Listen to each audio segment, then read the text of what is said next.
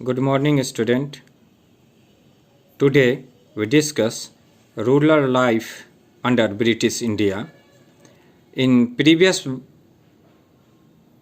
video, we also discuss same topic, and this is the second video of this chapter. Today we discuss Zamindari system or permanent settlement. In previous video, we already discussed Robert Clive achieved Diwani and Bihar, Bengal and Odisha. After that, he wanted to remove and modified new system for collecting revenue. And on the basis of that, he wants to enter in rural area and get more revenue for their expenses. In 1973, by the Governor General Lord Cornwallis, he adopted the system Zamindari system, and it is also called permanent settlement. जब British अपना क्षेत्र स्थानीय local government क्षेत्रीय गांव कस्बों तक फैलाना चाहते थे, तो वो रेवेन्यू में चेंज करना चाहते थे और वो इस तरह का रेवेन्यू चाहते थे जो परमानेंट रूप से चले। इसके लिए रॉबर्ट कॉर्नवालिस जो थे, लॉर्ड कॉर्नवालिस, वो 1793 में एक नई सिस्टम का आगाज किया। उसका नाम बताया परमानेंट सेटलमेंट।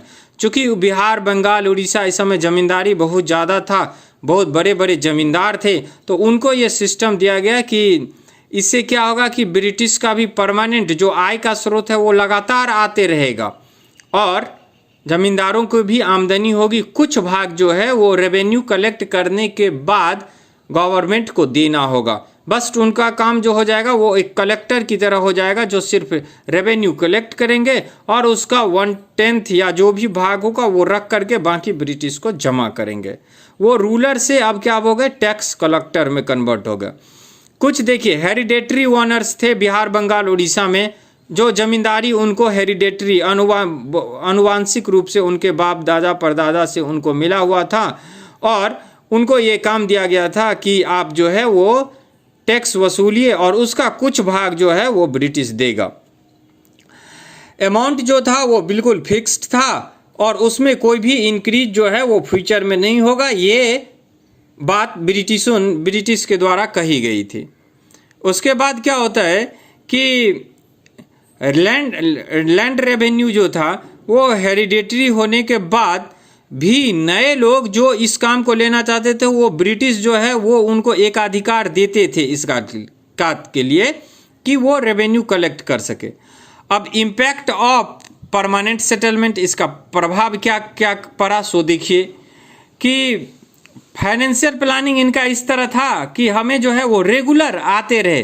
चूँकि उनका एक्सपेंसेस बढ़ रहा था तो वो इस तरह का सिस्टम चाहते थे कि उन्होंने फिक्स कर दिया, इसीलिए इसका नाम जो है वो परमानेंट सेटलमेंट कहा गया और रेगुलर बेसिस पे आता गया।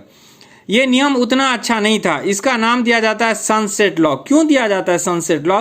कि जब जमींदार को ये दिया गया कि आज 10 तारीख को शाम तक आपको रेवेन्यू देना है, अगर उस दिन शाम तक वो रेवेन्यू नहीं दे पाते थे तो उनका जमींदारी जो क्या होता था वो छीन जाता था ब्रिटिश के द्वारा और अब वो जमींदार न हो करके एक जनरल आदमी रह जाता। इसीलिए ये ब्रिटिश के द्वारा सनसेट लॉ था जो बहुत ही ज़्यादा स्ट्रिक्ट था। अब आगे देखिए, तीसरा पॉइंट आता है कि interest in improving cultivation by zamindars hereditary land owner. Zamindar जो थे वो परमानेंट और हेरिडेटरी ऑनर अब बन गए इस व्यवस्था के बाद। उसके बाद आगे देखिए, revenue demand of the state would not be increased. इससे क्या था कि ये था कि फ्यूचर में हम रेवेन्यू बढ़ाएंगे नहीं, तो इससे क्या होगा कि जमींदार को ज़्यादा से ज़्यादा फायदा होगा, प्रोडक्शन बढ़ेगा और प्रोडक्शन बढ़ेगा तो ज़्यादा आमदनी होगा। जितना आमदनी होगा उसका 1/10 वो रिसीव करेंगे। बट जमींदार जो थे उनको क्या था, एक फिक्स रेवेन्यू से मतलब था जो कि बहुत ज़्यादा था और उसके बाद क्या होता था, इस सिस्टम में बहुत सारे जमींदारों का जमींदारी जो था वो छीन जाता था। क्यों? क्योंकि ब्रिटिश जो है वो उसका ऑक्शन करा देते थे, नीलामी करा देते थे, और इस तरह से जमींदार जो है वो लैंडलेस हो जाते थे, जमींदार होते हुए भी। ठीक है, इस बात को समझे कि मतलब कि अगर जमींदारी सनसेट लॉ के हिसाब से वो टैक्स जमा नहीं कर पाते थे तो जमींदारी जो था वो ऑक्शन हो जाता था, नीलामी हो जाता था। और अब क्या हो गया, अब दूसरे लोग जो है वो जमींदारी का काम संभालेंगे। उसके बाद 19वीं सेंचुरी के बाद की बात अगर हम करेंगे तो पैदावार बढ़ी, फसल बढ़ा, इससे जमींदारों को तो फायदा हुआ लेकिन ब्रिटिश को कोई फायदा नहीं हुआ, क्योंकि उनका तो फिक्स था जो रेवेन्यू रेट वही मिलता था। तो इससे जमींदार become the beneficiary but British did not get any advantage. अब एक नया टर्म आया, that is absent land loss.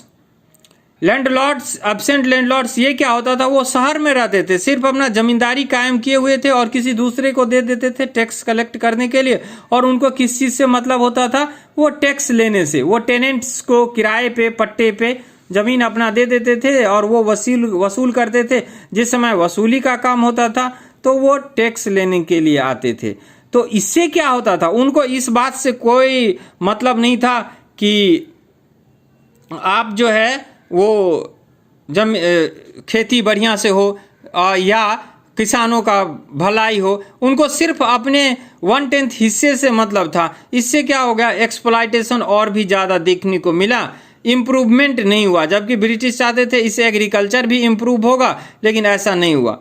और फिर उसके बाद लास्ट पॉइंट हम लोग देखेंगे कि फार्मर एक्सप्लॉयटेड होते थे किस चीज़ से, जमींदार से तो हो ही रहे थे, मनी लेंडर से भी हो रहे थे। क्यों? उनके पास खाद बीज के लिए पैसा नहीं होता, वो साहूकार के पास जाते थे, पैसा लेते थे, और फिर इतना फसल नहीं हो पाता था कि वो बेच करके टैक्स भी जमा करे और मनी लेंडर्स का पैसा भी जमा करे।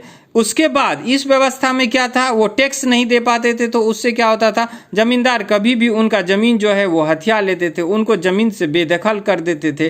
तो इस तरह का सिस्टम इसमें था। लास्टली एक बात कहेंगे फाइनल कि जमींदारी या परमानेंट सेटलमेंट, हर समय में जो गवर्नर आते थे वही अपना लॉ लगाते थे कैसे रेवेन्यू लेना है। लेकिन ऐसा इन्होंने सोचा, अंग्रेज ने, एक परमानेंट व्यवस्था कर देते हैं, इससे हमारा भी जो टैक्स है वो रेगुलर आते रहेगा और किसानों का भी भलाई होगा। लेकिन इसमें क्या हुआ, किसान और भी एक्सप्लॉयटेड हुए और जमींदारों का भी ज़्यादा इसमें फ़ायदा नहीं हुआ, क्योंकि जमींदार भी अगर टैक्स जमा नहीं कर पाते थे तो उनका ऑक्शन हो जाता था, उनकी जमींदारी भी छीन जाती थी। तो अब ज़रूरत पड़ी एक नए लॉ की जिससे किसान का भी फायदा हो, जमींदार का भी और ब्रिटिश का भी फायदा हो। Okay, in next video we discuss about that. Okay, thank you very much.